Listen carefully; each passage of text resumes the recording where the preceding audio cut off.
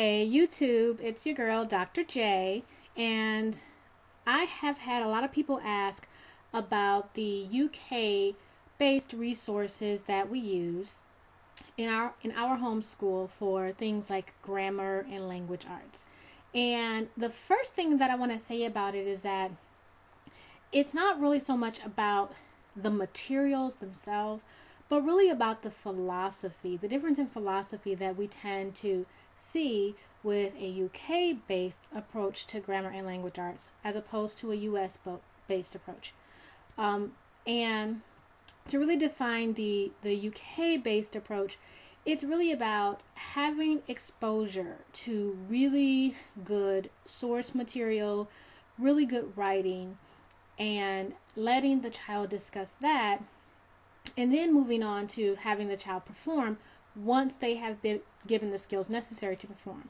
Now, that tends to be something that is similar to some curriculum that we see in the United States. For instance, things like classical conversations. The difference, though, is that just like I am a fan of Montessori materials, if you get too strict in the Montessori approach and you start to tell a child, no, you can't use these beads this way, they have to be used that way, then you kind of lose the whole tradition that the Montessori method was built upon. That's the same thing with kind of the UK approach to grammar and language arts, and that is, even though a curriculum may have that method behind it, a lot of times when you start to package things, it loses the method because it's hard to put everybody in a box and tell everybody they have to do it the same way. So what we do is we don't use a curriculum that is based on the UK model. We create our own curriculum, oftentimes using a lot of different sources from a lot of different places that will allow us to follow that model. But the model, again, it's really about exposing children to great language, great literature, before you ask them to perform. Another aspect that we find in UK-based education is they're moving more towards writing a lot more today, but in the past it was a lot more about discussion. You would see, not just in the UK but all over Europe, you would see a lot of oral examinations where it wasn't just sit down and take this test and circle all these boxes, but it was more about, okay, this panel is going to ask you a question, you're going to respond, we're going to question your response, and there will be dialogue back and forth so that you really have an opportunity to show the depth of your knowledge. We tend to not see oral examinations in the United States until you get to graduate school. Now again, because of government's desire to have data, we're seeing the UK start to now implement a lot more testing and multiple choice testing just to get a lot of data, and we're seeing a lot of pushback from parents, but that is going against the traditions of the model.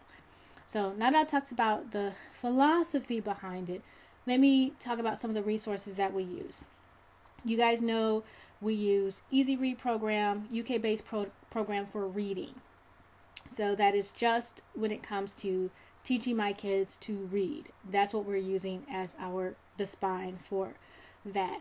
Also, when it comes to books, I'm going to show you guys some examples of some books we use. I told you guys that even for some of the traditional books, we get them from the UK. Now this is an example. This is Bob the Builder. Okay. And we have a whole, like a Bob the Builder library.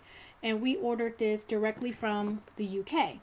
And the reason was we found that the language used in the books, like this is a page of text in a kid's book from the UK. You guys see this is a kid's book. We would consider this as a lower level, child's book, a book that you would read to a child. Now, this is an example of a Bob the Builder book that was created for the US market. A lot less text. Okay. I see fewer words per page, lot fewer words per page. And it's not just the words per page that tends to be different. It's also the type of words used. We see a lot, a little bit of a higher language in the same type of books that come from the UK. We also have this set. This is Thomas the Tank Engine. So it's a set for younger children. But again, it tends to be done at a little bit higher level. You tend to have larger words. I'm trying to focus this so you can see it. But, they have words like, when Thomas pulled the circus train through Marin Station, he got a lovely surprise. The platforms were full of people waving and cheering. It talks about when Thomas had to stop at the junction, children lined the bridge to wave and cheer. The language just tends to be a lot more rich. Okay, tends to just expose children to a lot of new words. Even like, for instance, on Easy Read, one of the first stories my children had to read was the story of the Three Little Pigs. But in the story, it introduced the word jauntily to them. Happy, cheerful, jauntily. You would never find that word being used in a reading program in the United States. They're going to say the pigs were happy. So they just get a more exposure to more depth of language in UK-based things. Another book that we got. This is my youngest son. He's really into like cars and trucks and stuff. So we got emergency vehicles. It looks like a Scholastic book. Okay. But it's TikTok. I think it's probably owned by Scholastic.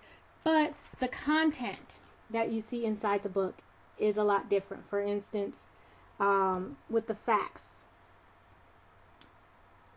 it talks about, wingspan height. It gives you also the cost, but, the max load is in tons. The height is in meters. The cost is in euros. So my children are getting exposure to things that would be a lot different.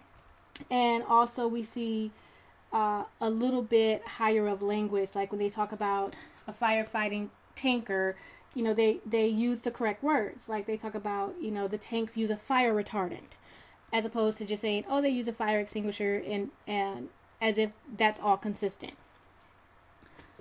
When you get into books about learning English and grammar, so you really want to learn junior English. So this is a entry level book, and it is from Galore Park in the UK. Let's see if I can. Okay, Galore Park in the UK, and the way that the information is set up, it's just, they have really good stories that the kids are reading, really interesting stories. So when they're doing the work, the stories are engaging, and they have a higher level of words that's going to be in the stories that are used, and then they're just answering the questions about the story. But it allows them to kind of come outside of their comfort zone, because they're going to be introduced to some concepts that you would normally see. And then, for instance, they have a story about a buried finding buried treasure. Okay. And, after they do some exercises where they talk about, where was the treasure buried, and, given some different facts about that. And then they give them things to do, like they want them to create their own treasure map. So it's not just about filling out the answers and answering the questions. It's about, okay, now that you learned from this story, let's see you implement the information that you learned in a different way. So that's the difference. Everything is not just so isolate.